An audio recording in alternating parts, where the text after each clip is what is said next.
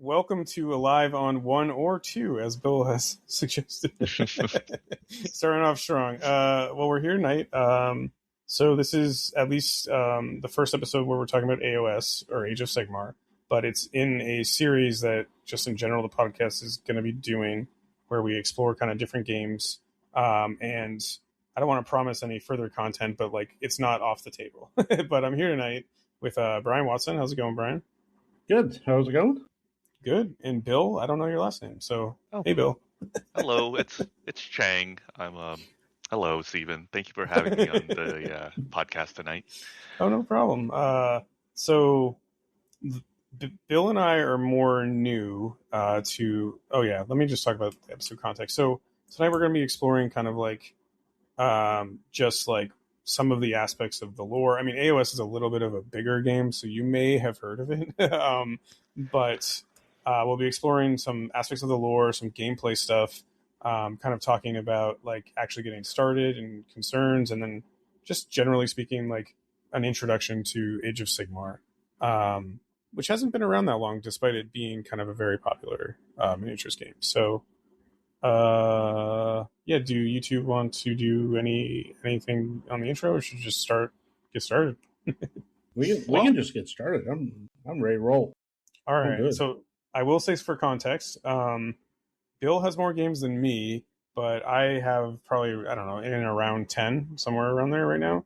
Mm-hmm. Bill has like 20 and Brian has countless. I don't know about countless, but I got a lot. Well, you're more experienced than Bill and I are, I think. That's so.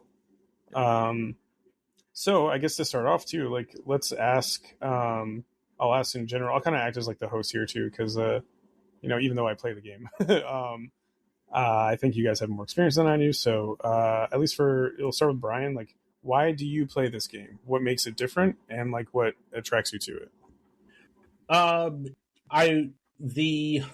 The miniatures are great, and I got introduced to wargaming.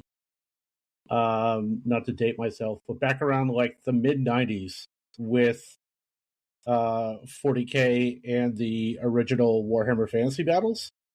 And this is just kind of like a sequel to Warhammer Fantasy Battles that no one really asked for. I remember when it happened, there was a lot of wild things. Somebody burned their entire army in a video and put it up online. Like it was madness. And also kind of the army style aesthetic game is really appealing. Like the imagery of it, like when you walk by and you see all the terrain and these large,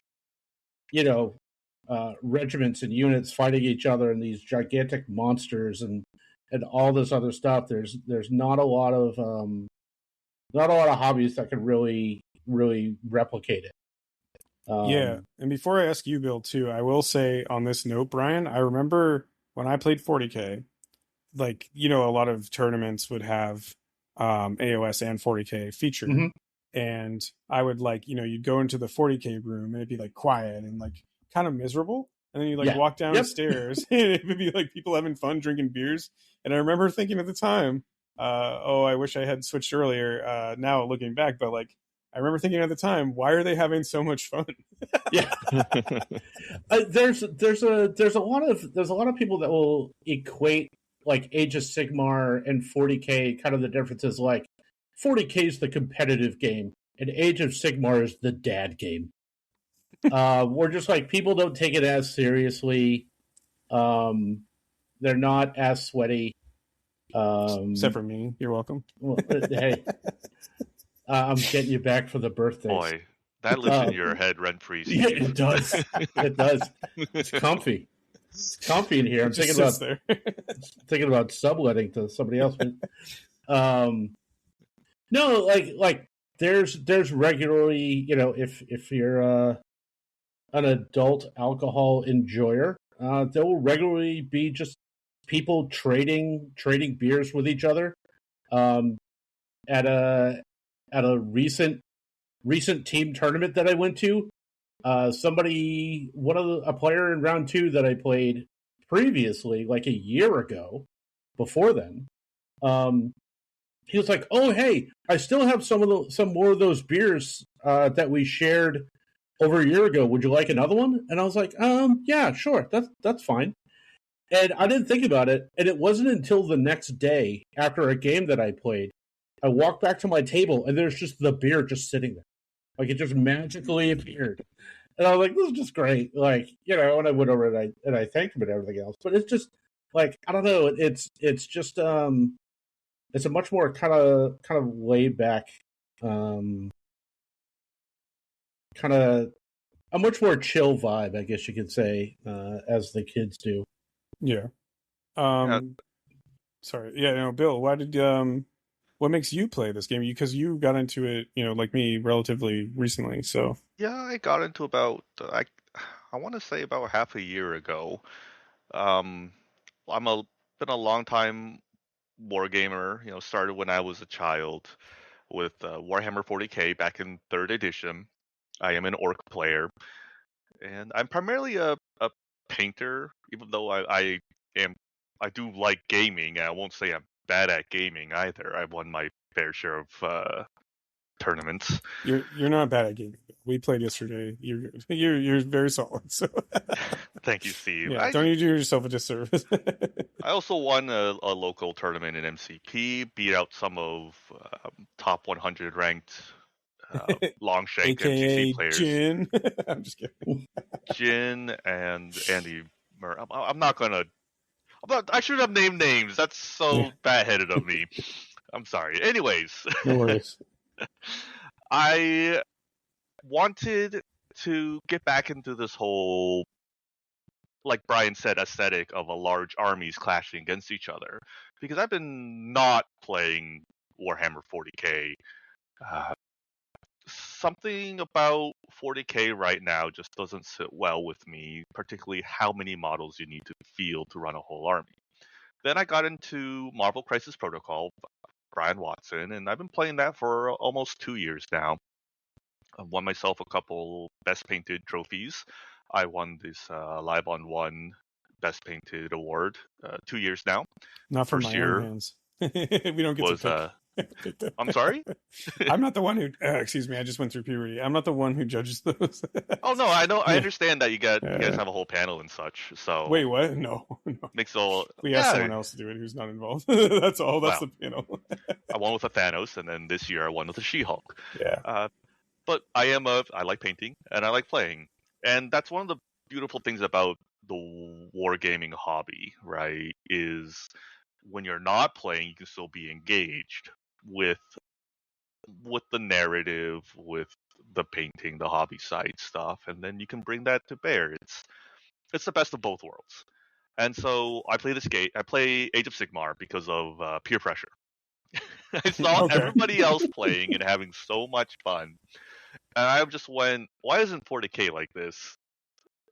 and so I jumped into Skaven, the little rat duders, and I've been having a blast ever since. Yeah. Nice. Very similarly, myself, I was getting a little frustrated with MCP, in general. Maybe taking it to some extent too competitively at times, and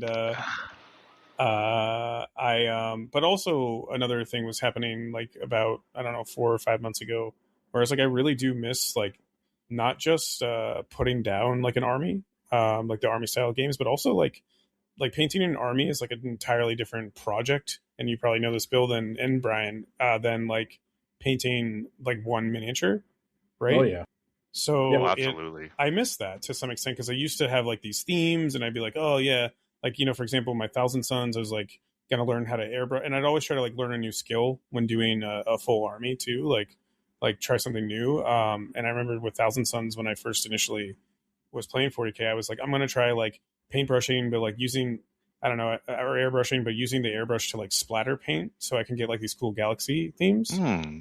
Okay. And so I did that for that project, and it turned out really well. And I painted my Magnus like pretty excellently, and then I felt very very good about it. But again, like just that whole like project, it's a project at that point when you paint an army. When I go buy a box, like like the Moon Dragon box or something that I just also got through some store credit. It's like I look at that and I'm like, well, that's just three. It's three models. I only really want to paint one of them. You know what I mean? So, Yeah, it does. Yeah, It's yeah. when you get your roster of 10 painted, it does feel like a nice achievement.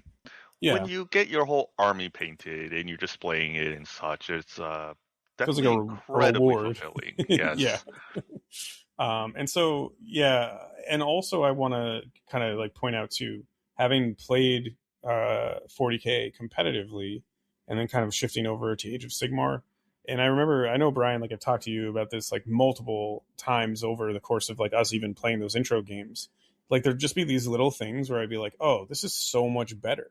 You know what I mean? Yeah. Yep.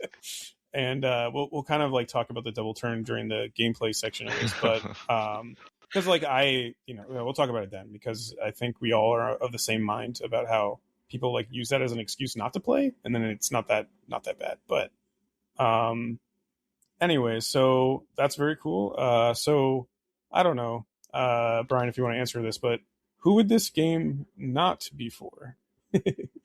For Age of Sigmar, what would this game not be for? Like who would not want to play this? And for good reason, like not in a bad way, but Folks who either through time commitments or what have you only have enough time to play like a smaller skirmish game. I have had 5-hour long games of Age of Sigmar. But if you do like a lot of the models and things like that, there are some alternatives that you could seek. One of the best ones is the Spearhead version of Age of Sigmar, which is a great kind of intro version of the game. There's also like they have other little things like the Warhammer Quest kind of adventure stuff. Warhammer Underworlds is a better game than people will give it credit for. But there's also like smaller versions of the game, and you could do stuff like there's a Path to Glory thing. But if the concept of like a large scale army game, and you could have large numbers of models in an army. I'm currently working on one now that probably has close to 80 models in it. So basically, if time is not your friend, and you do not have a lot of time in your time bucket, maybe Age of Sigmar is probably not the best way to go. But you could make it work if you want to be involved with a lot of your friends that play, or there's army or a set of models that really speak to you. There are kind of some avenues that you can be involved if you want. yeah. And to that point too, like I know Maddox, like a lot of people will start with Spearhead, and I think it's a great way to start. Like just straight up this model line, and I will say this with zero regrets, is the best miniatures model line I've ever seen. Absolutely. Every model is just. I remember even when I was playing 40K, they do like previews at big events, and I'd be like, they'd like show the new AOS stuff, and I'm like, oh my lord, it's just so beautiful. Like this model line.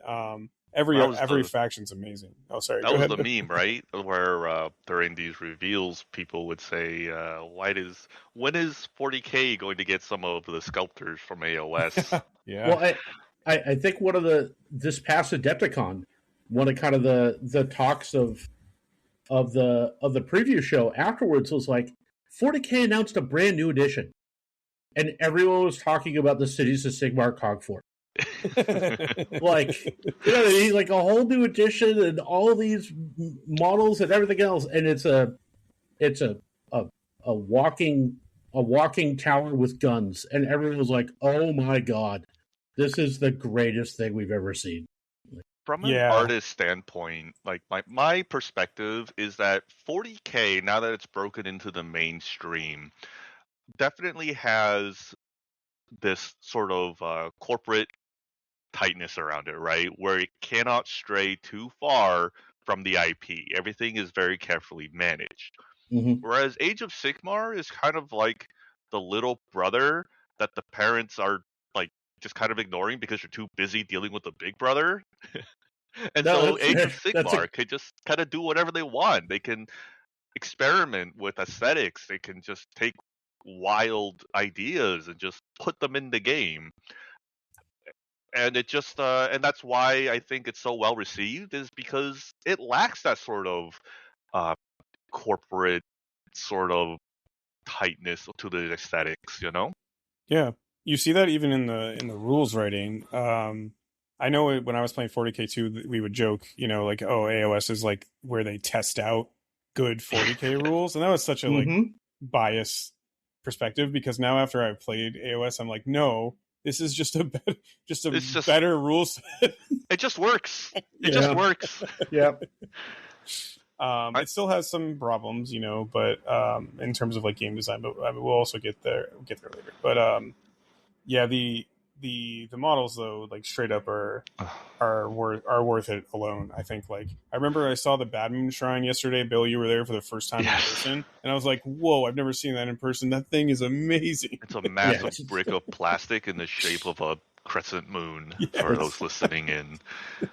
It's very amazing. beautiful model. So good. It's also huge. Like, and that's what I kind of like too, is some of these models are like ginormous, like, despite spending 5 or 6 hours building Nagash, that model, like when you're done building it and don't hate yourself, is amazing. But there's others, like all the centerpieces, like Kratos or whatever, the big goat destruction dude that came out.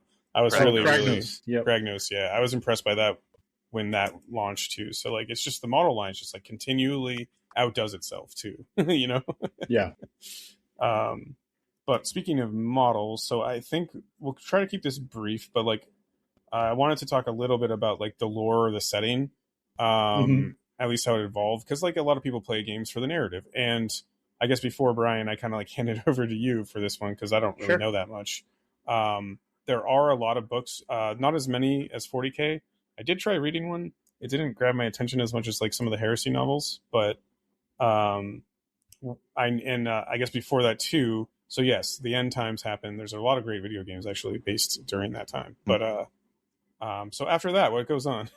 So in the what is now known as the old world, magic is kind of there's like 8 different winds.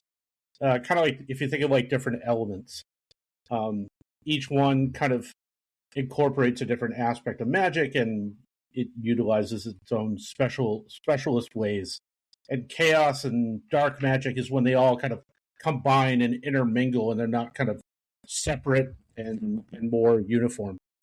But when chaos won and the planet exploded, basically all those winds of magic kind of scattered, and they all kind of coalesced in their own like planet-sized discs.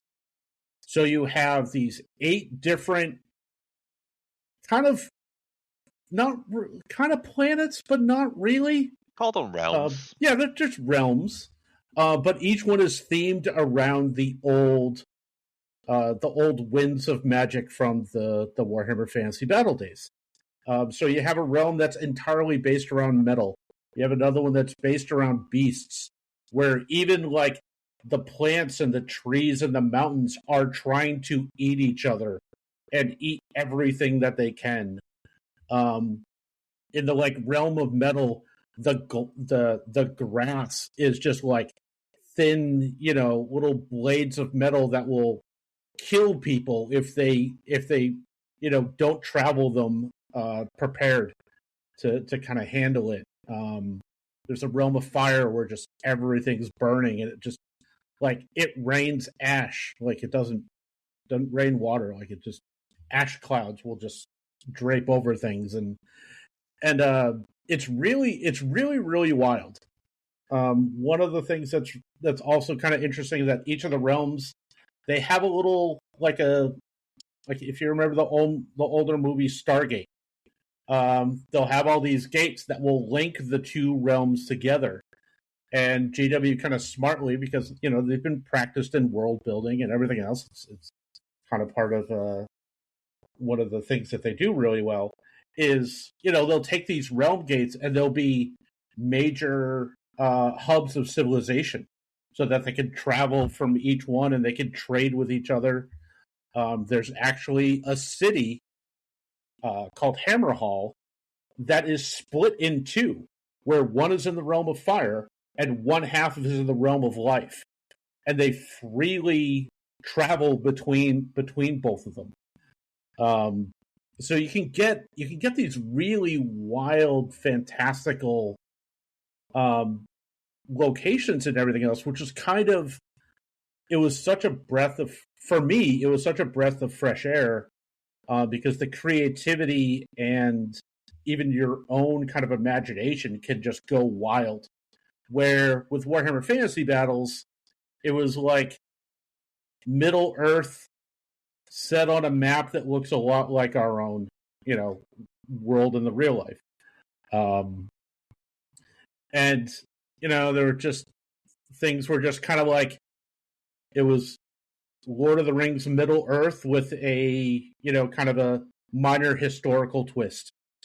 But now it's something so much now modern. It's so out of control and wild. It's great. I really hope the enjoy rumors aren't true where they're going to bring it back. Well, yeah, but there were talks about if you were to get the rumors that they are going to collapse them all into a world, there are also talks that there will be each of the realms will kind of have their own continent. So you could still have a lot of that flavor. It's just they might be doing away with the whole realm gate thing. And for those who don't know, the rumor is that they might kill off Sigmar and then collapse it back into one world. Yeah. So who knows? But yeah, for those who don't know, Sigmar was one of the god champions of the old world who survived the explosion of the old world. Mm-hmm. And that's why it's called Age of Sigmar, because he went and he just kind of forged he forged a whole a pantheon. Bunch of order. Yeah, reforged his pantheon of humans and such. Yeah, well, no, he went and found all the sleeping. I do know this about it. He found all the sleeping gods, and so for each of the realms Brian was talking about, a couple ages before those were established, he found, or they may have been established, but before the cities and the people thrived and whatever, he went and found either sleeping gods, and a lot of the gods had forgotten what happened. Yeah. And they are characters from fantasy battles. So some of them haven't come back yet. My favorite, I know he's renamed, but I'll just call him by his original name, Malekith, the Dark Elf, and stuff like that. So, and not the one from Marvel, but yeah. Oh yeah, this one is. Yeah, it's way cooler. Way cooler and a lot more mommy issues. Yeah. Oh yeah. But so the cool thing too to kind of link the models with some of that I love gods and goddesses and that whole pantheon stuff, and was really into mythology for a while. And what's really cool about this game is you can, and that's kind of what attracted me in general to 40K, to be honest with you, the Primarchs, which are basically a similar concept. And what's actually cool about this game is the gods and goddesses, some, not every faction, you can play as them, and they are honking centerpiece models. They are worth buying. You know what I mean? Worth putting on the field, and just playing around with. So that's one aspect that's really, I think, unique to Age of Sigmar over even other games. Generally speaking, a lot of the games I've played with, superheroes excluded because that's a little different, but the ones that have gods or goddesses, that it'll be the factions affiliated with a god or something like that, but you don't actually get to field the model. And I think that's really important because it's a very cool thing to put down, a giant centerpiece model that is a god, It's definitely one of those things that's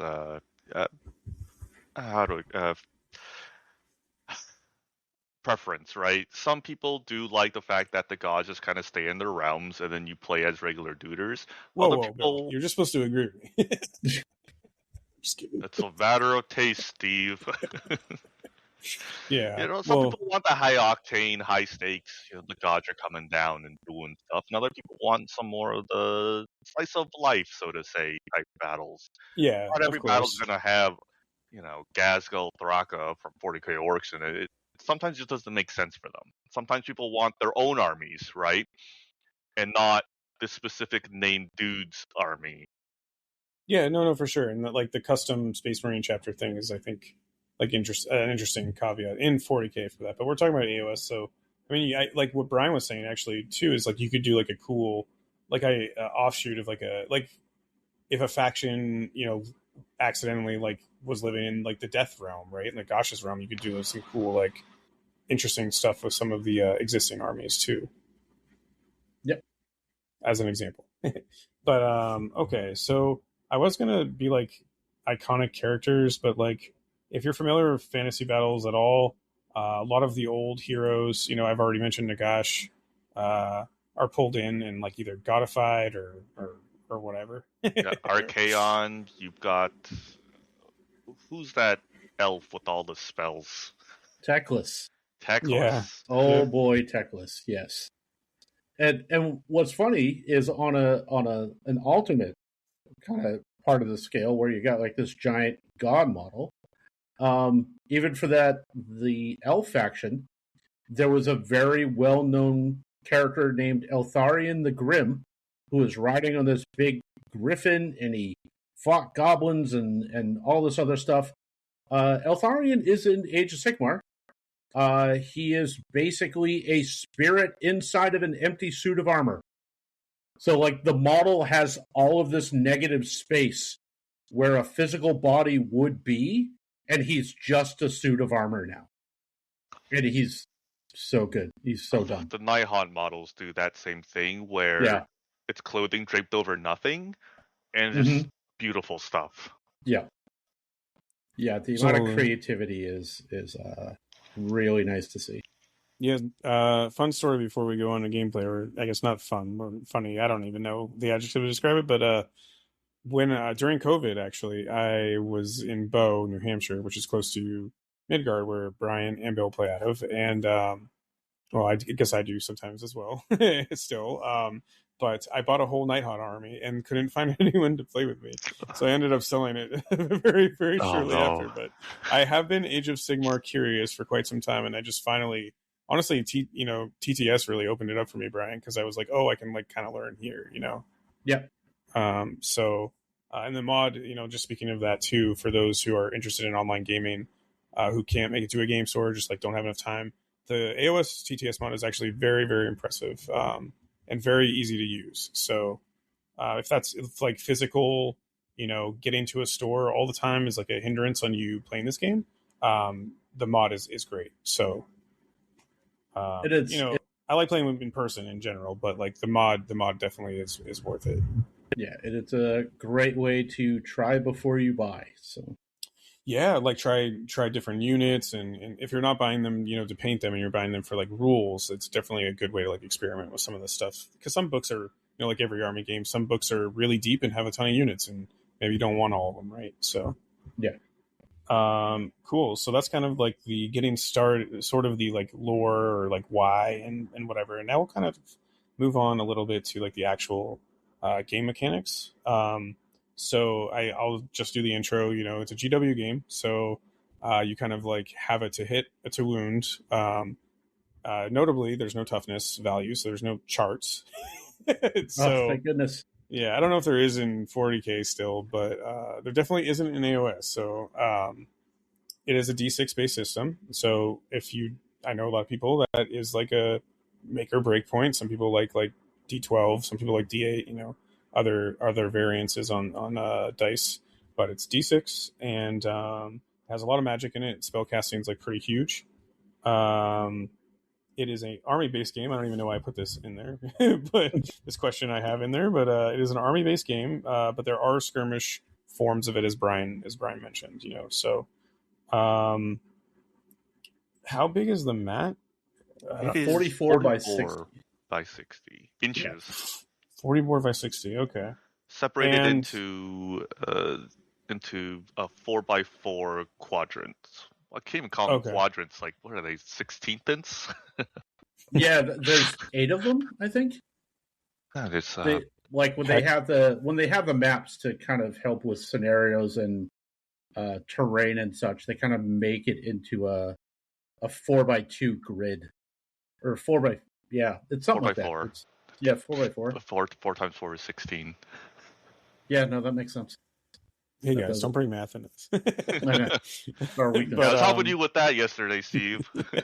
you were, among other things, like me killing my own models because I didn't get coherent. Yeah. I told you, But bro. I I told you know, about but I forgot, coherency. and whatever. And sometimes I was just like, I want to charge you and kill you. So, but yeah. So that's kind of the mat. And to on the point of the mat, too, a really nice feature of AOS is also the fact that um, the terrain when you get the mission pack, and there's a new one about to be released too over the summer, and that's why I haven't bought the old one. But each mission has like exactly the kind of terrain you need to put down and approximately how big it should be. So you can use anything as long as it's kind of like approximate size. But like the terrain layout is on the mission, so like it's not a ton of terrain to be fair either. So Setup is easy yeah, and just painless. For those listening, if you play Marvel Crisis Protocol, you know how the mission cards will have, well, where to put the mission markers. These battle plans, these battle maps, also tell you where to put the objectives and where to put the terrain. So it's all right there and all considered. Yeah, and one of the things that's nice is it's about 2 pieces for each of the 4 kind of quadrants. So it's 8 pieces of terrain.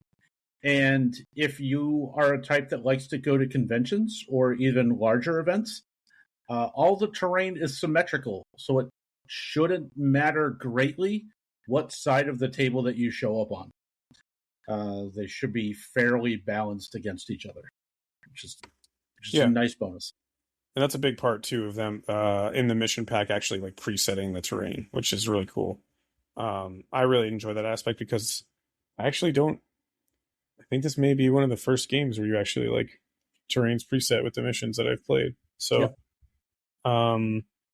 cool. So I guess like hold on, I'm trying to cross something off the. Sorry, listeners. Error. So what can we just walk through, I guess, and Brian, you can definitely start with this like turn 0 stuff. So Yep. like how do you create your lists? Like how does synergy and list building work? Are there upgrades? Is there any kind of practical issues with list building? Like, well, it's points based. I'll just say that before Yeah. we talk about that. But how does the general kind of like turn 0 look in terms of list building? So nothing is done. All the decisions that you make are pretty much before you get to the table. So veterans of MCP, you're not rocking up with more than you're going to play with. So you have a preset limit that you agree upon with your opponent. The first thing that you would do, even before anything else, is that you would pick a faction. So often referred to as armies. So these are kind of the thematic, narrative and cohesive kind of armies and races that work together. They have their own unique play styles. They're all kind of unique models as far as like the ranges goes.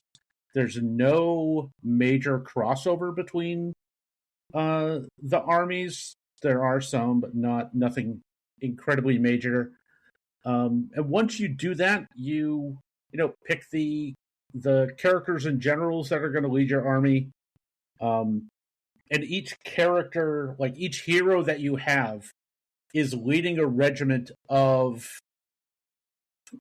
generally up to 3 units. So you would say, I have this cool guy on a horse. I want more cavalry with him, so I will bring 3 units of cavalry. And then for my next hero, he's going to be this master engineer who, is going to have a bunch of guys with guns and war machines and all these things.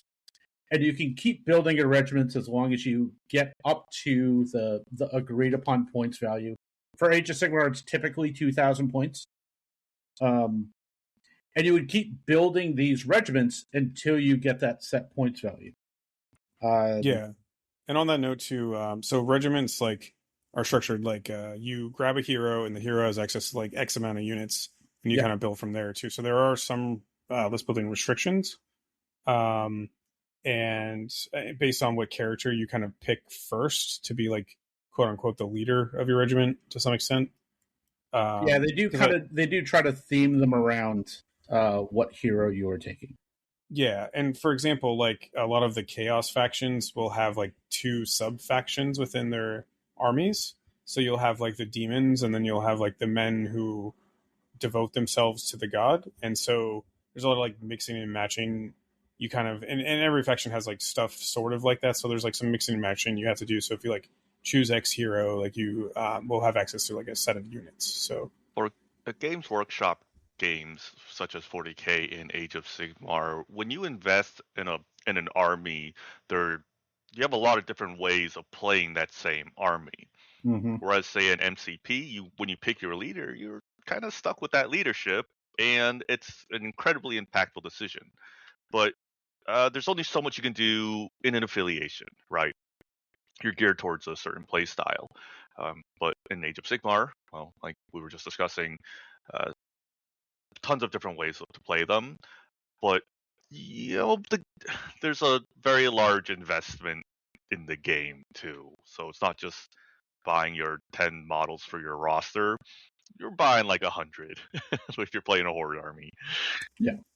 yeah, I will say on average though, it's not as 40 as even 40K. Like for example, like no. Bill, you had Skaven yesterday, and you Yeah. probably had like I don't know, only like 60 to 80 on the table, which didn't feel. I don't even know if it was that many. You had 40, 20, 20. You probably had about 80. 60 clan rats, which were my very basic unit. I had I don't know, 24 up more in miscellaneous models. Yeah. A centerpiece model, like we were talking about earlier, can range anywhere from 300 to even 700 or 900 points out of that 2,000. So, for example, Yeah, and I had about 70 on the table, so I think it runs between 60 and like 60 and 80 on average. and you had 800 of your points tied up in two of your centerpiece models. Yep. Yeah, and there's a lot of armies that will give you the flexibility to play very low model count if you want. I recently played against a guy who was playing the kind of underwater sea elf raiders that typically have about 20 to 30 models. He had 5. And that was it. And it was still a very efficient army. Another call out's like the undead. Right now they're running like 6 dragons and that's it. Yeah, right, exactly. Or the army that I would generally play, the Osiarch Bone Reapers. I can run hordes of kind of these skeletal, construct soldiers and have over 100 models, or I can go the complete opposite route because the range is so broad and bring like 10.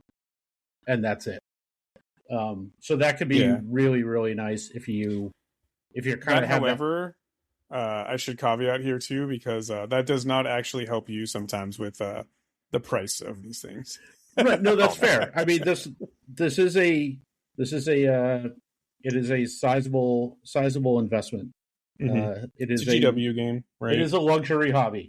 Look, I've been collecting my orcs, my 40K orcs, for 20 plus years now, and those models are just as valid today as they were back then. So when you talk about an investment, it's not, you have to think about it over how long you plan on being in the hobby, right?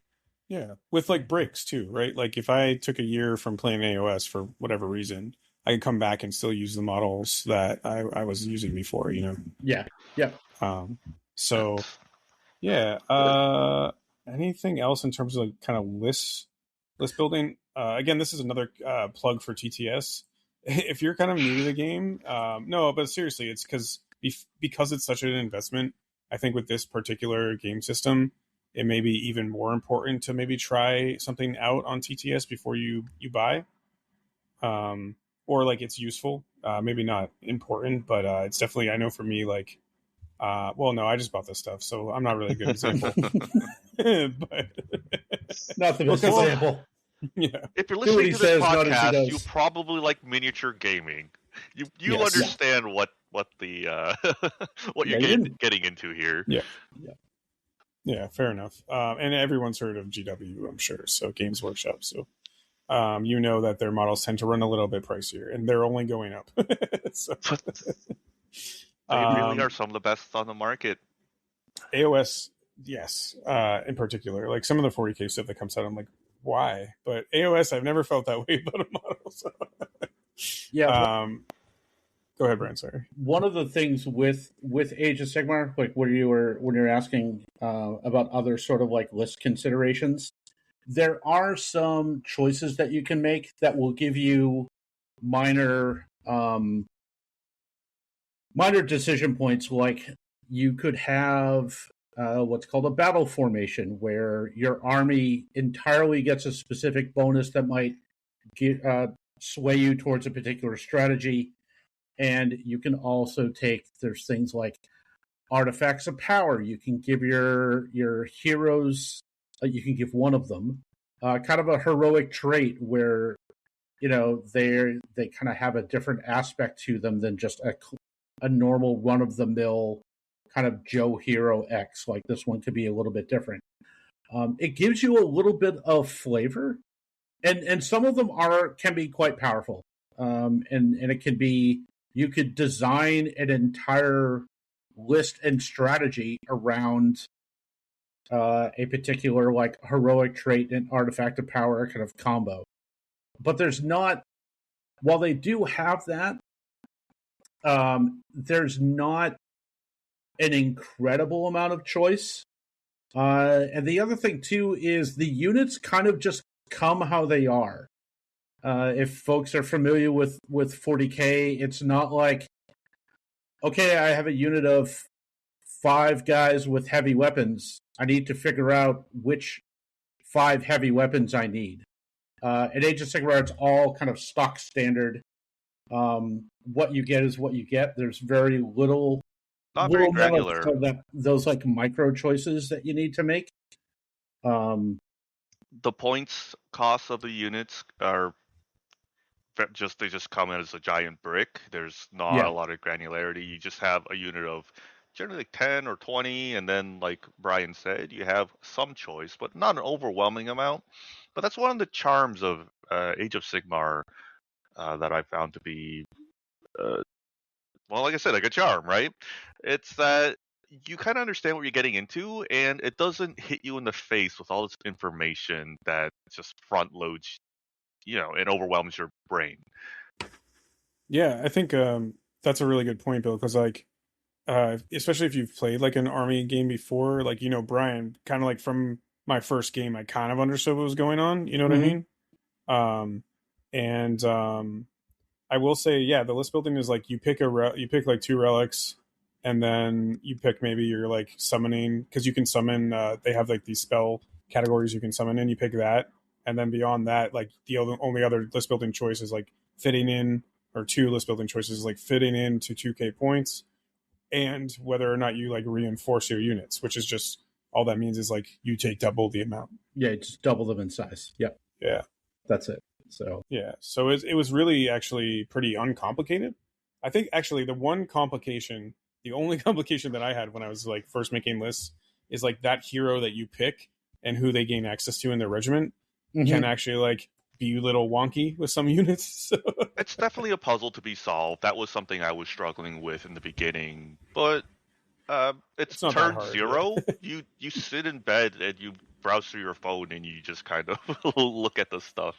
Yeah, they have very good app support. And if you don't want to go through the official apps, there are plenty of online list builders that you can play around with and create something that you can feel happy with. Being a popular game, it has its merits, right? You have a lot of support, unofficial support for the game that makes it very accessible. Yeah, and And for fans of 40K, there is no rule of 3. Oh, really? Yeah, I was going to ask that. You could, if you want to field an entire army of nothing but heroes, you can do so. Except for named heroes, right? Of course. Well, yeah. If they're unique, you can't take 5 copies of the same named hero. Or 2 Nagashas. Right, exactly. You can't do that. It's not first edition, but not to kick that hornet's nest. But yeah, you can. There's so much freedom with what you can take, that you can really kind of go wild if you want to. Well, there was until a recent update changed how auxiliary units are tagged. Oh yes, but we don't need to get into that. We don't need to dig into that. Yeah, that's not episode 1, I think. So, cool. And so, in general, too, I'll walk through this next question because it's pretty easy. So, I do want to compare it to other army-based games, which I kind of liked, especially in the GW wheelhouse. But so the turns work basically like it's an I go you go system, which may seem like, oh no, not again, but outdated, old. Yeah. Like you take your full turn, I take my full turn. However, with one caveat that's really important here is that you do at the end of your opponent's so you have a hero phase, you have a movement phase, you have a shooting and charge, and then combat and whatever. So you do, though it doesn't feel that bad, because at the end of every phase, I think the worst part of it's the movement phase, to be honest, because you are just kind of sitting there and be like, all right, I guess I'll go get a drink or something. But at the end of the hero phase, you have an opportunity to kind of either cast a spell out of sequence or heal some models out of sequence. And then during the movement phase, you have an opportunity to what's called redeploy, which is move your own guys out of sequence. And then the bulk of the game, at least to me, and you guys can correct me if I'm wrong, but the bulk of the game after the first turn or two ends up being really combat based, where you're alternating combats. Yeah. So it doesn't feel that. It does feel like you're way more. The shooting phase is less impactful than 40K, for example, and for most armies. And then and then you're in combat, so it actually feels like a lot of back and forth, way above and beyond any GW system I have participated in. Yeah, so, and for games like MCP, where the alternating activations means that there's a pretty 50-50 share of actions, right? There's parity. I take an action with my model, then you get your whole model's action. For AOS, one of the things that I found really nice was the fact that it's more like a 70-30, right? For the active player turn, they have 70% of the actions, but the opposing player isn't exactly locked out. I would say you get to still participate during their turn quite a lot. Magical intervention during the hero phase, your special hero abilities, and like Steven said, during the movement phase you can choose to redeploy, and my rats can come in deep strike, and in the shooting phase you can covering fire, etc., etc. And so you never really feel like you're just left out to dry, Yeah, I agree with that completely. Because I would even say maybe even 65-35, just because the combats, or even 60-40 to be generous. Oh yeah, with combat. Once you hit the combat phase, and that's part of a player turn, right? And once you hit that, after the game feels a lot. I just want to talk about its feel, at least from a newer player perspective. It feels a lot kind of like a Mexican standoff until you commit. Yeah, so. I would agree with that. And once you commit, though, once a player commits or both players commit, it ends up being much more back and forth because you're spending a lot of your turns grinding out these combats. I find it to be very similar to fighting games, where you spend a lot of time in neutral, just playing spacing and footsies and doing micro adjustments and setting up for when the fighting actually occurs. And it's a good play pattern, clearly, because fighting games are very popular as well. Yeah. And there's a lot of similarities there. I kind of compared it when I first started playing to, even though you're not on square bases with ranks and file, it feels a lot like a rank and file game to some extent. where you're kind of like, yeah, again, that whole like footsie back and forth, but then you're charging in and you're like hitting with certain flanks. And if you have big units, not everyone's getting a hit. So it does end up feeling a little bit like a rank and file game. Coherency is only half an inch, and you have to Exactly. stick next to two other people, otherwise some dudes start popping. Yeah, don't bring that up, Bill. All right. That's totally a joke. But yeah, so and then Brian, I wanted to ask you too, kind of like moving forward, like what do like the general mission pack? You've played way more mission packs. Like Bill and I have only played one, at this current time. Yeah. So what do they kind of look, feel like? How do they like change and update them? So this most recent one, you get 12 different what they call battle plans.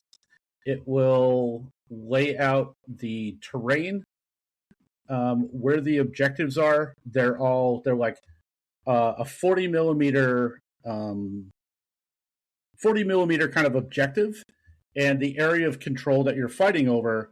Whereas MCP, you get within 1 inch, and you're kind of contesting that particular objective. Because it's a larger scale of a game, it expands out to 3 inches. So it'll determine all of that, and every battle plan has its own unique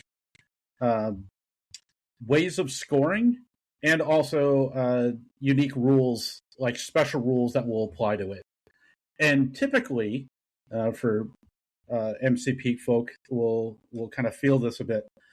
Most of the battle plan special rules favor the underdog, which is a technical term for basically the person who isn't winning at the start of the battle round. So if you want to think of kind of like an MCP equation, is when you're going into the power phase, let's say you're losing at the beginning of the power phase, the crisis or whatever will kind of give you a little bonus to help catch you up. And that some of them can be very powerful. Some of them are not as big of a factor. It all kind of depends on that particular battle plan at that time.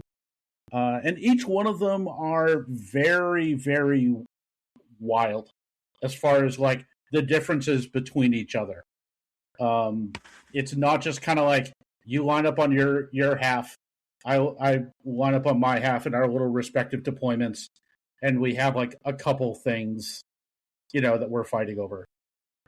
Some of the deployments are you deploy crunched together in one half of the table, kind of like lengthwise, so that one half of the table are all the armies kind of deployed, and the other half, so like the left side of the left side of the table, no one can deploy there. Oh, Steven, I just played that yesterday. Yep. And there's objectives that are out there, and the ones that are furthest away in no man's land, towards the end of the game, they can score you more points. So there's kind of like you're racing across the table, but you're also fighting each other while you're doing it. Which can be, really interesting. There's some where there are no objectives on the center line of the table. So if you want to just sit there and just, shoot each other from a distance or not commit, the game's going to be tied, like, with some sort of small exceptions, but you have to like commit and break through to then score your opponent's objectives, or have fast, sneaky units that are kind of outflanking and getting around your opponent to score them. But there are some that will just have objectives on the center line, and it's just, we're going to meet in the middle and we're going to brawl. So it's a big variety. There are overarching special rules that they make it very thematic for whatever their particular season is going to be. Again, just to kind of equate it for MCP, rather than just having like, oh, it's the War of Kings, or it's, Operation Zero Tolerance, and it kind of has like a nice wrapping. that kind of like, oh, it's thematic around X-Men and Sentinels, or this big space adventure with War of Kings. The Age of Sigmar definitely makes it much more narrative and thematic. Like you kind of in my mind, you kind of feel it a bit more. It's almost like a video game, a season in a video game where it's focusing on this particular event, and then you have all these changes. Yeah.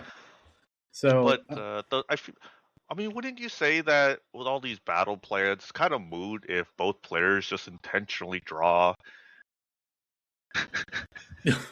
What are you doing? Yeah, okay. On that note, this is a take and hold type mission. Yep. Style. So I don't think there's anything. The primary missions are take and hold. Yeah. Armies, you do bring two battle tactics plans. I'm not sure what they're officially called, but they're just battle tactics. There's secondary stuff that you take to tailor to your own play style.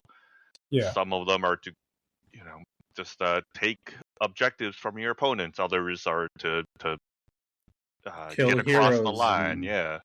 And they usually stack. So you have to like complete the first one, then you do the second one, then you do the third one to score all your points. So they're sequential, which is very unique. Very refreshing. And some of them are. Even when you're thinking about army builds, some of them are like very challenging to pull off in the later tiers. Yeah. So, and for veterans of 40K, one of the best things about Age of Sigmar is your secondaries are not random. They are a tactical choice that you make when you're building an army. Well, they used to be like that in 40K, and they decided that was too good for 40K. So yeah, well, but I think Age of Sigmar kind of. Age of Sigmar gets to embrace it, rather than. And so, anyways. Oh, sorry. Yeah, sorry, Brian. No, you're good.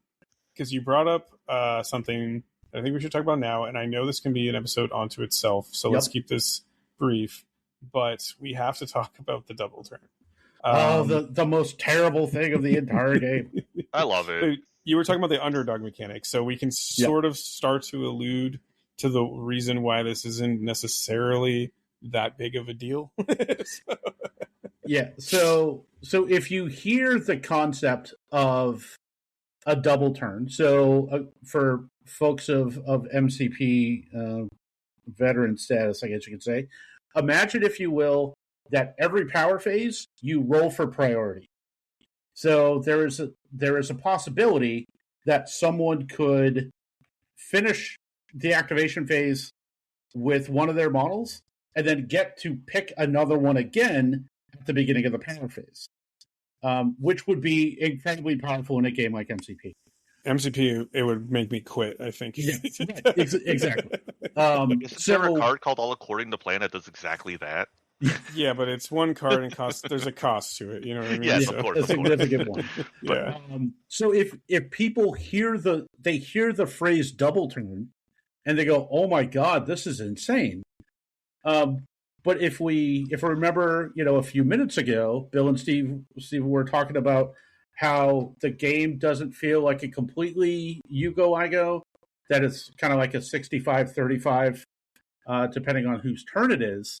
So that already there kind of can help impact the feeling of, I get two turns in a row and my opponent just sits there and removes models.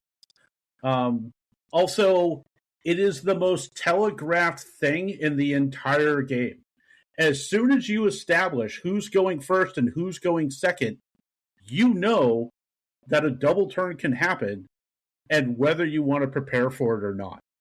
Like, you could just sit there and not pay attention to the double turn and not realize it's a possibility, and then you roll for priority. It is like, oh my God, somebody got a double turn. I'm so unprepared for it. And then it could be a feel bad. But if you learn to not like fully embrace it, but if you kind of like are prepared for the reality of what it is, treat it as part of the game and not as a flaw or a some stubborn decision that they refuse to let go of. If you kind of just learn to embrace it a bit, you will learn that it is not that bad. It's not game breaking. It doesn't just end every single game. There are situations where it can happen. But recently, I played a game where me and my opponent got a double turn every single time. So that was Bill and I's game yesterday. We had Yeah, 3 so- back-to-back double turns. Yeah. yeah. Yep. I had a game where it was all 4 were just back-to-back double turns, and it was the funnest thing. Like it was great. But then again, you can get into situations where somebody goes first and then somebody goes second. They push everything forward. They get the double turn, and their army is kind of built to take advantage of it. And if you don't treat it with respect, they can punish you really hard for it. So I want to liken that a little bit to the shooting phase in 40K. So it is a skill that you have to develop, I think, in AOS that doesn't come inherently to like when you first put your models on the table, much like the shooting phase in 40K. So for example, if you're not kind of prepared to take, like if you have like your model, you just put your models down for 40K, you deploy them, and you like have, your guys out in the open, and someone walks in with like, I don't know, that big Imperial Guard tank and the Rogel Dorn, and they're like, they move it, 6 inches or whatever, and they see your, 3 units and they wipe them all out. That's like a player mistake, not necessarily inherently bad for the game, or not inherently bad mechanic in the game. It's just the idea of different things have different levels of punishment, right? Mm-hmm. If you move wrong with one unit, well, the punishment's localized to that one unit. If you don't pay attention to the double turn, that's a hugely punishing thing that I don't think a lot of players have really experienced before. Yeah. It can be jarring if it's not properly taught, and it's not something, if you just kind of like, oh well, I'm just going to move all of my models forward for the start of my turn, and then your opponents, it goes to their turn, and then they just move up and charge into you, and then they get the double turn and they just move up and charge into you again. It can feel horrible, but once you start playing with it in mind, it becomes like a neat little dance where it's like, okay, I want to move forward enough to take these objectives, but I don't want to commit so much that if I get doubled, I'll just get like destroyed off the table. And it is also like in some way, shape, and form. It's so on the other side of like using it as a momentum builder, like it's a comeback mechanic too within the game itself. It's like if I'm down because I got double turned, round 2, like maybe I keep parity until I see an advantage, so you wait until turn, end of turn 3 or 4 or 4 to 5 or whatever, so you can like, even like double turns can happen more than once a game, like because once someone takes one, now you're the guy who has to think about the double turn, your opponent's kind of on the back The foot, double right? turn lets you do this really fun thing with the game where the flow and the tempo of the game can change wildly. And there's a lot of excitement in that the fortunes can change quite heavily. Yeah. It's a, people need to learn to embrace it, and don't listen to the 40K haters that are just like, oh, Age of Sigmar is trash, it has a double turn, I'll never try it. Yeah. And so on that note too, for the sake of time as well, so I'll just summarize some of the stuff. How do you win achieve victory? Basically, you score more than your opponent. You do that by scoring. We talked about the battle tactics as well as the primary missions. Each primary mission is different. And I know some don't let you score even turn 1. So there's just some nuances there. We already kind of talked about the fact that there's some narrative. We didn't talk about the narrative at the back of the codexes or whatever, the battle scrolls or whatever they're called. There is a way to play battle tomes. Sorry, there is a way to play narratively. I haven't seen anyone do it, but they probably do. The AOS equivalent of the 40K Crusade mode, where you kind of build an army and you play a campaign out over a length of time. It's like any legacy game, right? Yeah, you can design and make your own unique characters. You can get upgrades for units. Units can suffer flaws. Like there's a whole. It's pretty in depth. It's kind of neat. Yeah. And I'll knock one of these questions off too. So I have on here after rules are learned. How long is the game typically? I'd say 2.5, 3 hours. Yeah, 3 hours. Generally speaking.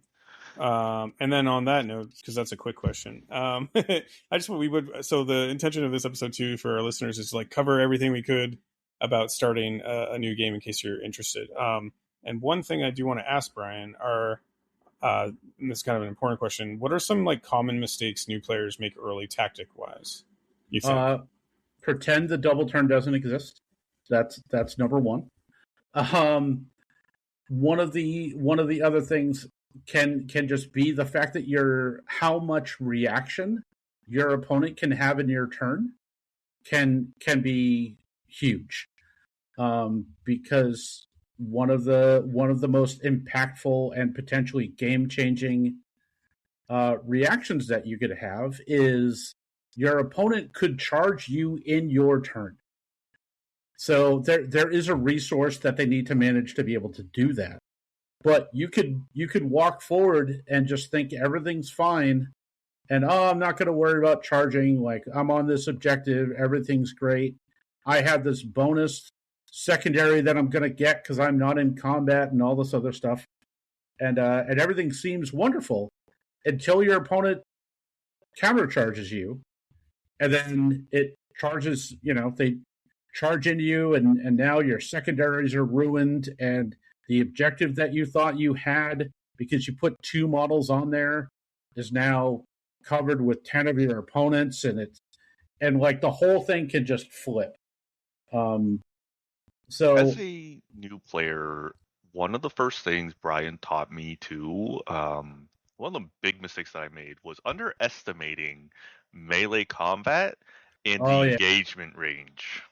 Yes, melee combat in this game is brutal, and it cinematically feels like a war. Like, things are just dying in droves if things don't work out your way. Like, giant monsters feel like giant monsters going into little infantrymen that just have like I got a sword and a shield, here I go, and then some dragon comes in and kills like 20 of them. Because unlike 40k, damage spills over.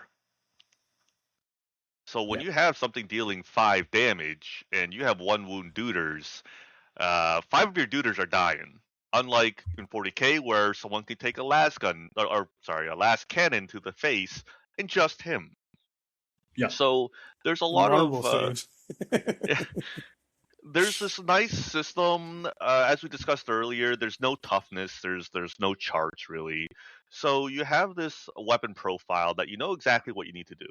You hit on, say, 4s, you wound on 3s. That generally does not change. You have a rend value, which will modify your opponent's save, and then you have the damage you deal, right? Then you go to the saves, and you have ward, which is the 40k equivalent of feel no pain. And it's smooth. It's very smooth. One of the other things I want to touch about that Brian didn't was, with the engagement thing. You have every unit has a 3-inch engagement bubble. When you charge and you start to fight, your units can pile in 3 inches, right? Just so they get better into position. But you can end up tagging other units. And so if you deploy your terrain, if you summon something just in a bad spot, your opponent can take advantage of that, charge the thing, and then tag a unit that you didn't think they could because you gave them the out. And on that note too, Bill, if you're playing well as well, you can set it up so that when your opponent charges a unit, they automatically bring something they don't want to fight into the absolutely. Combat. Yeah. There's like a little bit of both. So like poorly positioned, like positioning matters. like in every miniatures game, to be fair, your positioning matters a lot. And I think in this particular context, it's a lot about like, who do you forcing your opponent to bring something into combat, or setting it up so they like hit your screens, right? And so for example, if you have like a screening unit on an objective and your other unit's 3.1, that means they can't be tagged, right? So you'll have that kind of like follow up turns. So it's just a lot about like positioning in terms of like knowing engagement range and things like that. Just piling in and knowing the engagement rate is, forgive the pun, very engaging. Yeah. And like a lot of games actually too, like they're I do think AOS, like in terms of, because the stat lines of like basic units is like pretty easy. It is feels a lot sometimes like in terms of an army game version of like something that's easy to put down on the table, but then like harder to master. Um, so like the nuance, like it goes kind of skyrocketing. Like there's always little things you could do to improve, and like playing that like tippy toe game at the beginning you can get better at, and like then taking like fast units and screening units and things like that can like do different scoring things for you, right? So like the initial game feels pretty smooth. You put your things on the table, you fight each other, but like as you get more nuanced and like understanding the missions and things like that, I think it's a very nuanced game to get better at too. So there's a lot of level of ability to like evolve and get better and express skill. Easy to learn and hard to master. That's the goal of any Mm-hmm. good game, right? Yep. Uh, yeah, exactly. And so, any more kind of like rules things that maybe we didn't talk about before we move on to like how you actually start playing this? Well, one of the good ways is to buy the spearhead. That's how I got into this game. Is you buy the spearhead, which is just a tiny little army. You can get a taste of all the rules through the spearhead um, mini game. It's a small Sigmar, not Bigmar. Either way, you can learn a lot of the stuff that you will end up playing in the big game through Spearhead. And for like newcomers, because if you buy, say, Marvel Crisis Protocol, they started releasing those starter packs, right? You get your 10 X-Men, you get your 10 Spider Foes, whatever. A Spearhead of Age of Sigmar will be anywhere from 10 to like 30 models. And that's pretty daunting. So baby steps to get in for sure if you've never played a GW game before. It's a lot. Yeah, and I have on here too to talk about barrier of entry, like some of the more like monetary practicalities. A spearhead costs about $150. I agree with Bill. That's a great way to actually. I never actually did that, but like it is. I know a lot of people who have. It's a great way to start playing some like more simplified AOS. Um, and I think all the spearheads now are pretty standardized at $150. Yep.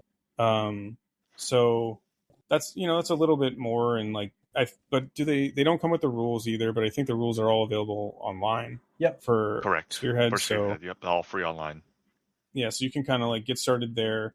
Then I will say you probably need, I don't know, I want to say it depends on the army obviously, but roughly $500 to $600 to fill out an army. And that's on the low end. So, And that's MSRP. You can always find great deals. Right. yes, that's true Yeah. too. Yeah. Well, one of the nice things about being such a popular game is if you have a store that buys and sells used models, you can pick up an army for half of that. Yeah, no, absolutely. And like even some stores, and if you're local to New Hampshire, I know Midgard does kind of like if you buy retail, if you buy like $400 worth, you get like 100 and something dollars back through them when you're first starting an AOS army. So that's another great way if you're local to kind of like pick it up. Real local, because you got to be from like central New Hampshire. But Barrier to but entry, definitely money, as with war games, and then definitely assembling stuff and painting. yeah, you don't necessarily need to have your stuff painted. No, Really, Yeah. but yeah, no. yeah. But you're But buying into a game who's about, there's the hobby side, and they really push that hobby side. It's a shame if you don't engage in the half the thing you're buying, right? well, not everyone likes painting, Bill. So I'm gonna cater to. I like painting, but personally, but I know not everyone does. They're not But exclusive, Steve. but yeah. So on that note too, like I want to say, so if you went out and bought like an entire army, right? You spent 500-600, or you got a deal or something, or you bought it on eBay, which is another great way to like pick up a lot of stuff. I would say building them, you have to build the models, and again, we're talking 30 plus at least normally, and so that takes some time to put them on the table. But I would say, I don't know, you could, if you're really committed to building all these models, you could get them on the table in a few weeks. If you're not, maybe it will take you like a month. Again, TTS being a great avenue to try to play the game before you. I like in-person games. I want to make that very clear. I just my life right now doesn't cater to going to game shops that much. But anyways, I will say from that first, you find a great teacher like Brian who gets pissed off at the army you're playing, and then you. It's fine. That's fine. But then, like, I do want to say, like, from that first game, and maybe this is just because I have GW experience, but it didn't feel like a huge learning curve. If you're familiar, you get familiarized a little bit with, like, it says to hit. That means when you're making a hit roll, right? To wound, a wound roll, and then it's pretty easy to navigate around the system initially, I think. I know I already said that, but it's worth saying that the barrier to entry in terms of rules bloat is there's no keywords or anything, so your units might have special abilities, but you're not like mixing matching keywords like some older versions of GW games, But there are some keywords, but it's very light stuff, Yeah, you can play a first game like kind of entirely unaware that there's keywords, So, right. So yeah, it's not hard to get started, I don't think, besides the physical and monetary constraints. A lot of the times as a new player, when I end up playing into an army I've never played before, because there's like 24 different factions, 24 different armies, or more. When I'm playing Marvel Crisis Protocol and I have to attack or figure out the game plan, I need to know what every model does, every gotcha that could happen, right? I need to really understand the position I'm in. In AOS, it's nice where I could sometimes just kind of go by vibe, where it's like I understand the overarching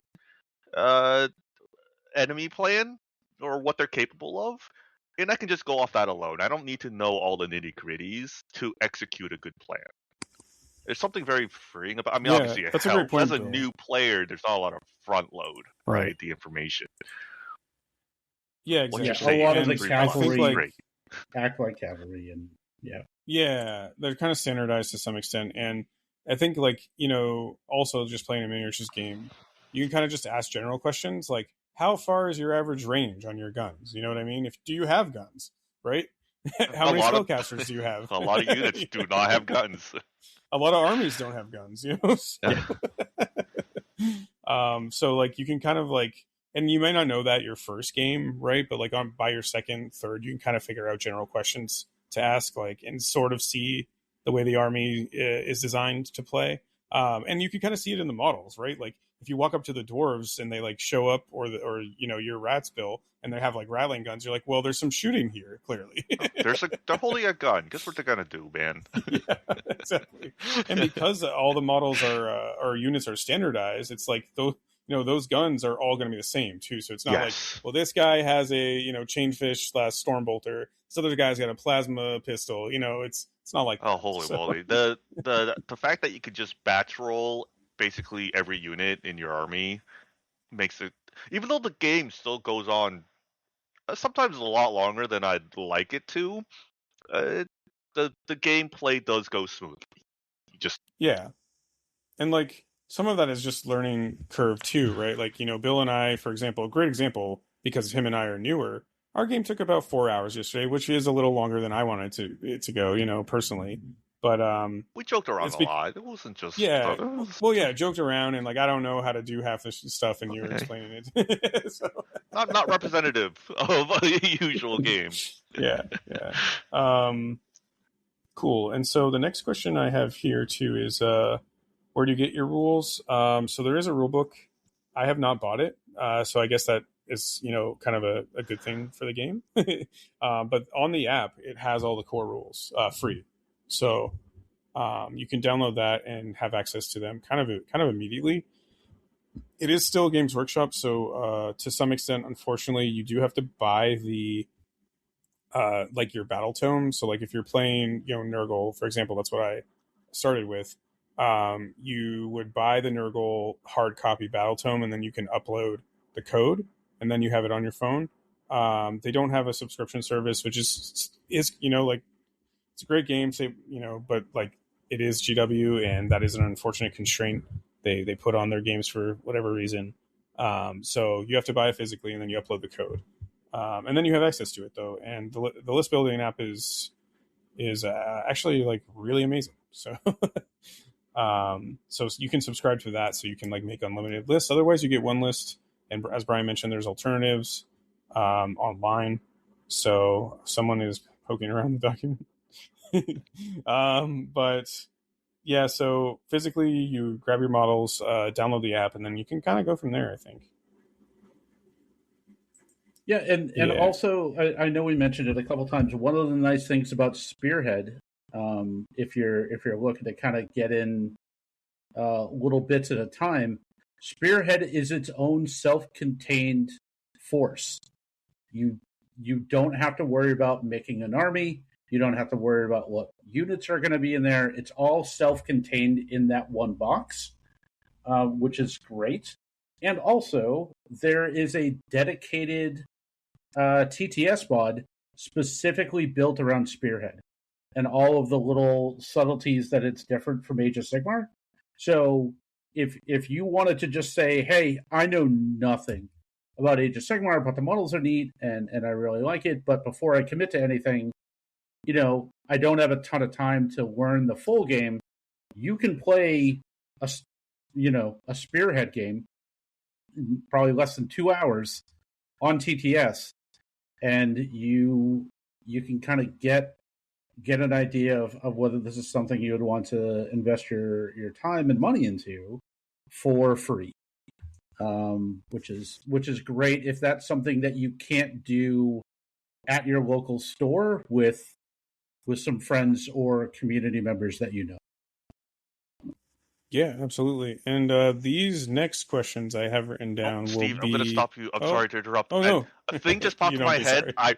I Yeah, find go for actually it. an incredibly important part of this game's design that I think a lot of people underappreciate is the fact that there's generally no rerolls in this game. What you roll is what you get, Mm, yep. and with 40k, you have the half your rolls are rerolls, picking up dice, rerolling them. Even now, MCP with double bubble and Kang and all this other stuff, you're re-rolling a lot of dice. With the amount of dice you throw in AOS and the fact that there's no reroll, it feels like it's more important. Like it feels like it matters, right? And there's a lot less going back and hemming and hawing about redoing stuff. Like I said, what you roll is what you get, and you just push on forward. There's not much to think about. Yeah, I like that point too, Bill. Yeah, there. I don't think I've rerolled a single dice in AOS. Charge roll is it for a Oh yeah, CP. that's it. Yeah, yeah, We that's about both it. Yeah. failed our rerolls. I think Yeah. I think the one thing that I've seen consistently in the Soulblight Gravelords army, kind of like your classic vampires and undead, there is one heroic trait that you can give a guy to get one reroll a phase only for that model. And like that's it. Yeah, so it's super limited. Crazy. There are no bubbles, reroll bubbles like Namor. Yeah. But Sorry, but yeah. that is a very unique and refreshing thing. No, Bill, it's a great like point because I do think it really helps not bog down the system in too much like the mastery forward, right? So if you want to get into like Math Hammer, there's you don't have to calculate, Well, it makes the math a lot reroll easier. mechanics. Yeah. Yeah. Yeah. And it also just in general like doesn't you're not guaranteed like if you put like rerolls on like a Space Marine unit, it's like okay they're going to basically convert everything, right? Yeah. So that means whatever they see dies. And to that point too, gameplay wise, I at least having played several miniatures games at this point, I find I don't know if I said this already or not. That's why I'm going to say it. If I did, I'm sorry if I'm saying it again. But AOS feels like much grindier. I know things die, Brian, but you're like even if things are dying, unless you're like mismatching your target priority, right? Like two infantry units going at it can sometimes take 2 turns to delete the full unit, right? Oh yeah, Like two full absolutely. turns. Yep. So My rats were um, fighting your dudes the whole game. Like yeah, some units were exactly. And tied you up the whole time. exactly. So and these are rats going into like plague bearers who are like supposed to be tough, right? So um yeah, so it definitely feels a lot more grindier than any army game I've kind of like played before. So I did want to note that too. It's definitely not Rocket Tag, which is good. Yeah. Your stuff stays Oh, on the I table. can see that. I can see that sword that you're holding. Unit gone. Yeah. Oh, jeez. You Yeah. shot my molecule. Yeah. All right. Yeah. So in general now too. So Brian, I mean, both of you. I mean, I don't really know the answer to these questions, but what does like kind of the local national scene look like, and like, is there an online presence for this game as well? Because that's important for some gaming communities. Yeah, there are some. It is kind of a lot of them are very club focused, but there are kind of international discords that you could join that have a ton of members on there. But I've noticed that there are like pockets of really good dedicated communities. I can only really speak for around the United States, but I know I kind of have a finger on the pulse as far as what's going on with Age of Sigmar internationally sometimes. But there does seem to be it's heavily kind of like club and team focused. So there generally is kind of some national um, communities and if you want to say metas that are around there. But yeah, if there's something where you're looking for kind of more of kind of like a broader scale, it definitely exists. Yeah, and on that note too, like so, like straight up, it's a Games Workshop system. It's readily available at almost every hobby shop. They'll have models at least. So I do think in general, like it's easy to go to your LGS, your local game store, and like find out what nights they play AOS. More than likely, at most game stores, they'll have one. Because it's a very popular game. So it's not like some fringe games or even some skirmish games where it's like, or even like some GW systems like Heresy or even Old World to some extent. Like you could go to a shop and be like, I really want to play Horus Heresy, and they'll be like, well, we don't know how to help you, but we have some models, so I do think like you can probably walk into a game store and be like, when's your AOS night? And they more than likely will have one. I don't want to like put percentages on that or anything, but like it's a very popular game. So and on that note, I think we've talked a little bit about if it's welcome to new players. I think it is. Yeah, absolutely. Like it depends on your local scene, right? You want a good a game's only as good as its community. Yeah. And we're talking about the 40K having the quiet, awful presence, and then AOS having the fun people. I don't know. Yeah, and so fun fact too that is not on this list. One of the also reasons that I wanted to play AOS personally is a lot of our MCP folk, at least in New England, dual their playtime between MCP and AOS. It's very, very. There's so much crossover. Some people we've had on the podcast for the MCP portion of this also play AOS pretty regularly. So there was a lot of that's why it was a semi easy decision to make given the area I live in, because like half of the people who like all three of us play MCP. I mean, Brian's a TO of Adepticon, so Yeah, I'm a little invested. Yeah, we're gamers. Exactly. So I run a podcast on MCP, but like just locally, even just I'm not going to name names, I guess, but like there are more than one guest that we've had on here who plays AOS regularly and goes to like tournaments and things, including three of us, right? So, speaking of tournaments, Brian, Yep. do you want to walk through maybe the tournament structure for AOS? I don't really know that much about this to be. Yeah, it's still your classic Swiss round system. Generally, so there's two kind of modes you would have. You would have your single day event, which would refer to as a RTT. Some people don't even know what RTT stands for. It's for Rogue Trader tournament. Yeah, but some people don't. It's generally 1 day, and you play 3 rounds. So 3 rounds when you could have 20 players and things like that. Secondary tiebreakers and things will heavily kind of influence some of the top spots. But a lot of the more competitive stuff are in the grand tournament format, which is generally 5 rounds. So you would play 3 rounds on Saturday and 2 rounds on Sunday. And then, of course, there's some other more emerging formats for particularly very large events where you would play like 4 rounds and then you get split into different pods based on how well you do. And then within that pod, you would play another set of rounds. But it's kind of it's a slowly growing thing. It's not something that's readily all over the place. But generally, if you're just starting out and you just want to go to like single day events, you play 3 games, and it's still Swiss pairing. And sometimes they'll have painting awards and sportsmanship awards, and they still will flavor it like any sort of other miniatures based tournament based on the whims and desires of the TO at that particular time. Yeah, and team tournaments are wildly popular in AOS as well. We should mention. So yeah, which is really cool. I love team tournaments personally. So I played in a team tournament. I was a captain of a team tournament not too long ago that got 3rd place. It was very, very cool. I was very excited. Congratulations! Thanks. I got a little medal. Woo! It was fun.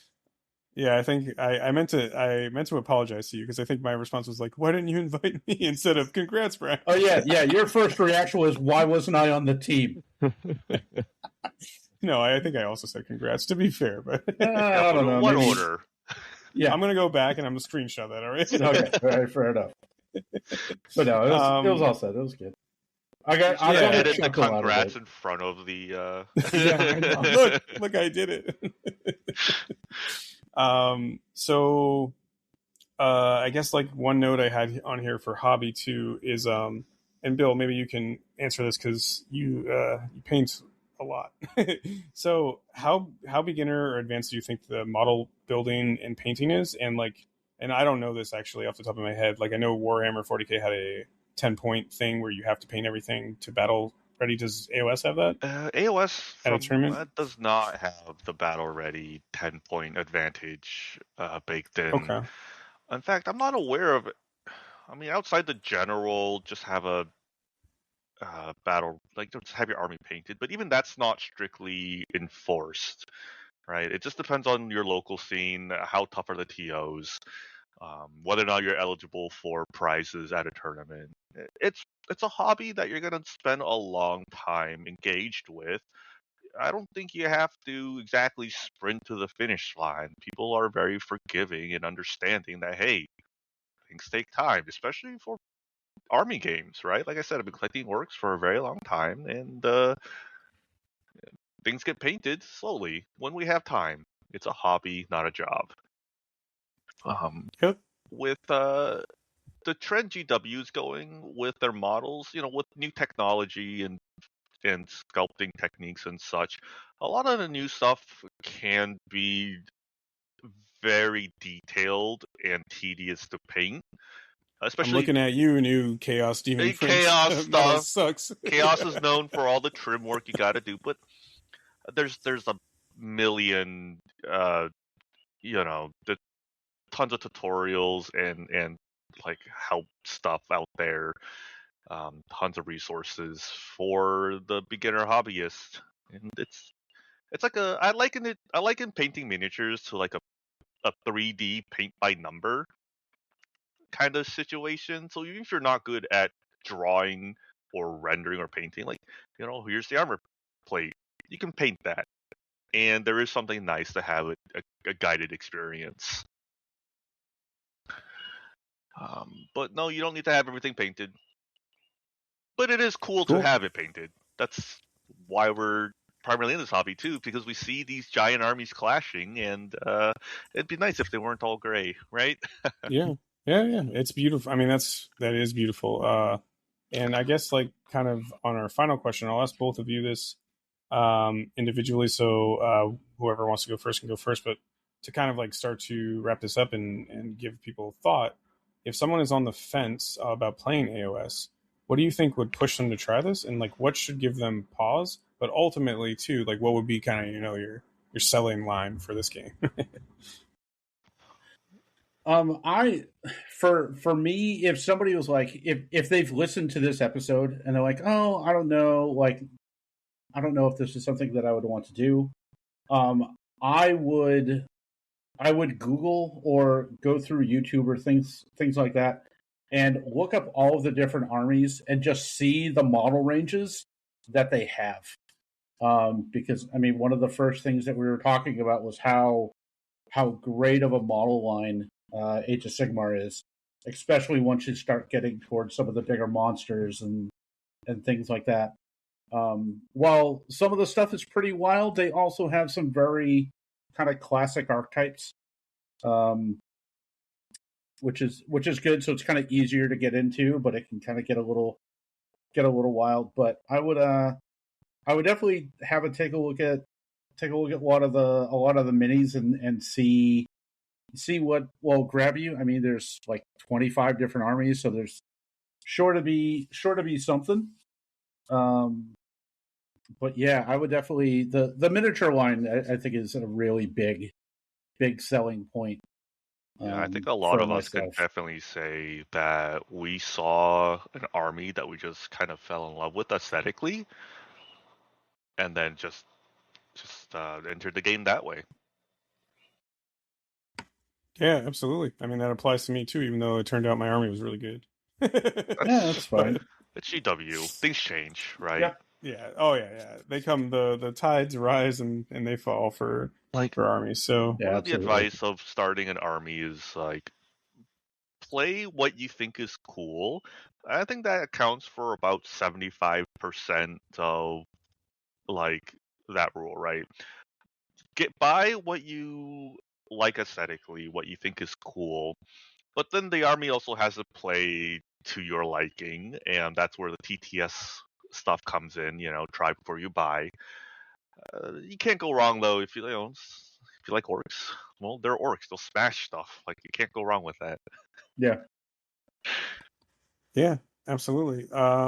Well, thank you too also for joining us this evening. I want to do more AOS content, and it seems like you two are the three of us are more available than our previous iteration of this.